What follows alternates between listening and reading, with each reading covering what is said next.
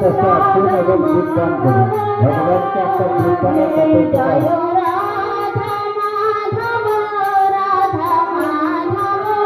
আমাদের সমস্যাটা বেরিয়ে আসুন আমাদের সমস্যাটা কেউ দেবেন না এই মুহূর্তে জয় দেবে প্রাণ